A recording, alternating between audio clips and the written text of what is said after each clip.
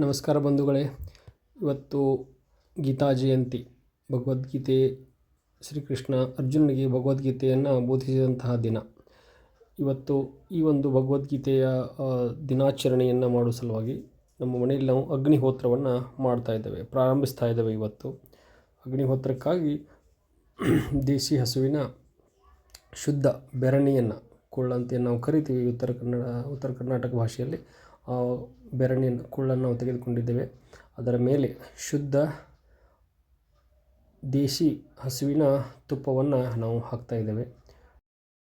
ಸೂರ್ಯೋದಯಕ್ಕೆ ಇನ್ನೂ ಒಂದು 5-6 ನಿಮಿಷ ಸಮಯ ಇರುವುದರಿಂದ ನಾವು ಬೆರಣಿಗಳಿಗೆ ಅಗ್ನಿಸ್ಪರ್ಶವನ್ನು ನಾವು ಮಾಡಿದ್ದೇವೆ. ಈಗ ಸೂರ್ಯೋದಯ ಆಗುವ ಒಂದು ಸಮಯದವರೆಗೆ ನಾವು ಕಾಯ್ತಾ ಇದ್ದೇವೆ. ಅಗ್ನಿಹೋತ್ರ ಅತ್ಯಂತ ಅದ್ಭುತವಾದಂಥ, ಮನೆಯಲ್ಲಿ ಮಾಡಿಕೊಳ್ಳಬಹುದಾದಂತಹ ಒಂದು ಯಜ್ಞ, ಹೋಮ ಅಂತೇಳಿ ಹೇಳ್ಬೋದು. ಸೂಕ್ಷ್ಮ ಪ್ರಕೃತಿಯನ್ನು ಶುದ್ಧೀಕರಿಸುವಂಥದ್ದು. ಈ ಅಗ್ನಿಹೋತ್ರದ ಉಪಯೋಗಗಳನ್ನು ವೈಜ್ಞಾನಿಕವಾಗಿ ಅಧ್ಯಯನ ಮಾಡತಕ್ಕಂತಹ ಹಲವಾರು ಸಂಶೋಧನೆಗಳು ನಡೆದಿರುವಂಥದ್ದು. ಹಲವಾರು ರೋಗಗಳ ಮೇಲೆ, ಹಲವಾರು ಮಾನಸಿಕ ರೋಗಗಳ ಮೇಲೆ ಇದರ ಪರಿಣಾಮವನ್ನು ಅಧ್ಯಯನ ಮಾಡ್ತಕ್ಕಂಥದ್ದು ಪ್ರಗತಿಯಲ್ಲಿರುವಂಥದ್ದು. ಹಲವಾರು ಜನರು ಇದರ ಉಪಯೋಗಗಳನ್ನು ಸಹಿತ ಕಂಡುಕೊಂಡಿರುವಂಥದ್ದು. ಹೋಮದಿಂದ ಬರ್ತಕ್ಕಂತಹ ಹೊಗೆಯು ಸುತ್ತಮುತ್ತಲ ವಾತಾವರಣವನ್ನು ಶುದ್ಧೀಕರಿಸಬಲ್ಲದು ಎಂಬತಕ್ಕಂಥ ವಿಷಯ ನಾವಿಲ್ಲಿ ಗಮನಿಸಬೇಕಾಗಿರುವಂಥದ್ದು. ಇವತ್ತು ಸೂರ್ಯೋದಯ ಸರಿಯಾಗಿ 6:39 ಆಗಲಿದೆ. ಆವಾಗ ನಾವು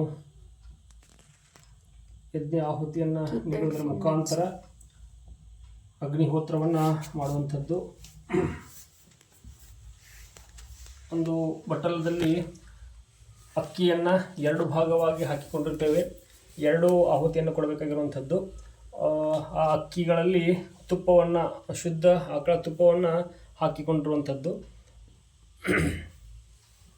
ಸಮಯ ಆಗ್ತಾ ಇದೆ.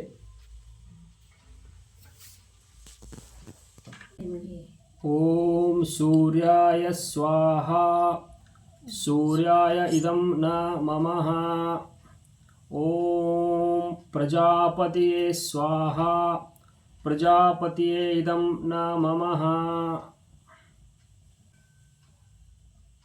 ಅಗ್ನಿಹೋತ್ರವು ನಮ್ಮ ಮನೆಯಲ್ಲಿರುವ, ಮನಸ್ಸಿನಲ್ಲಿರುವ ನಕಾರಾತ್ಮಕ ವಿಷಯಗಳನ್ನು, ಅನಾರೋಗ್ಯಪೂರ್ಣವಾದಂತಹ ವಿಚಾರಗಳನ್ನು ಕಡಿಮೆ ಮಾಡುವುದರ ಮುಖಾಂತರ ಶಾರೀರಿಕ, ಮಾನಸಿಕ ಒಂದು ಆರೋಗ್ಯವನ್ನು ಸುಧಾರಿಸ್ತಕ್ಕಂತಹ ಒಂದು ದಿವ್ಯ ಕೆಲಸ ಮಾಡುವಂಥದ್ದು.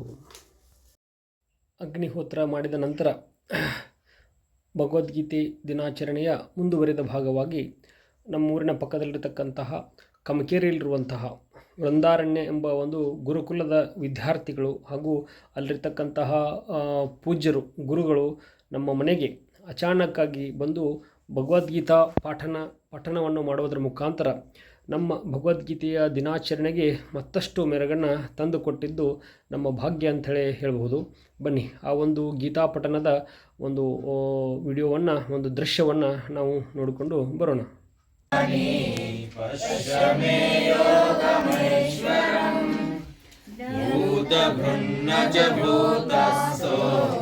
ಮಹಾತ್ಮಾ ಭೂತ ಭಾವನಃ ಯಥಾಕಾಶಸ್ಥಿತೋ ನಿತ್ಯಂ ವಾಯು ಸರ್ವತ್ರ ಗೋಮಹಾನ್ ತಥಾ ಸರ್ವಾಣಿ ಭೂತಾನಿ ಮತ್ಸಾನಿತ್ಯುಪಧಾರಯ ಸರ್ವಭೂತಾನಿ ಕೌಂತೆಯ ಪ್ರಕೃತಿಂ ಯಾಂತಿ ಮಾಮಿಕಾಂ ಕಲ್ಪಕ್ಷಯೇ ಪುನಸ್ತಾನಿ ಕಲ್ಪಾದೋ ವಿಶ್ವಜಾಮ್ಯಹಂ ಪ್ರಕೃತಿಂ ಸ್ವಾಮವಷ್ಟಾಭ್ಯ ವಿಶ್ವಜಾಮಿ ಪುನಃ ಪುನಃ ಭೂತಗ್ರಾಮಂ ನಿಯಂ ಕೃಷ್ಣಂ ಅವಶಂ ಪ್ರಕೃತೆ ವಶಾತ್ ನ ಚ ಮಾಪ್ತಾನಿ ಕರ್ಮಾಣಿ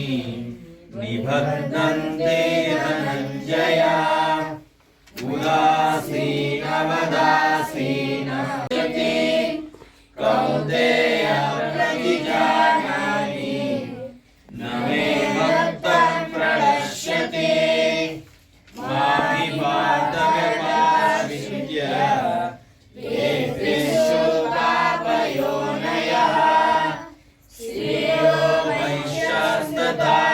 रुद्र सेऽपि यान्ति परां गतिम् किं ब्राह्मणा पुण्या भक्ता राजर्षयस्तथा अनित्यम् असुखं लोकम् इमं प्राप्य वदस्व माम् मन्मना भव मद्भक्तो मध्याजीवान् नमस्कुरु मामेव. ಭಗವದ್ಗೀತೆಯ ಪಠಣದ ನಂತರ ಪೂಜ್ಯರೊಂದಿಗೆ ಮಕ್ಕಳೊಂದಿಗೆ ಫಲಹಾರ ಮಾಡುವಂತಹ ಒಂದು ಸೌಭಾಗ್ಯ ಒದಗಿ ಬಂದದ್ದು ಮತ್ತಷ್ಟು ಖುಷಿಯನ್ನು ತರುವಂತಿತ್ತು. ಧರ್ಮದ ತಿರುಳನ್ನು ಮನೆ ಮನೆಗೆ ತಲುಪಿಸುವ ನಿಟ್ಟಿನಲ್ಲಿ ಇಂತಹ ಕಾರ್ಯಕ್ರಮಗಳು, ಇಂತಹ ಕೂಡುವಿಕೆಗಳು ಮತ್ತಷ್ಟು ಆಗಲಿ ಎಂಬುದು ನಮ್ಮ ಆಶಯ.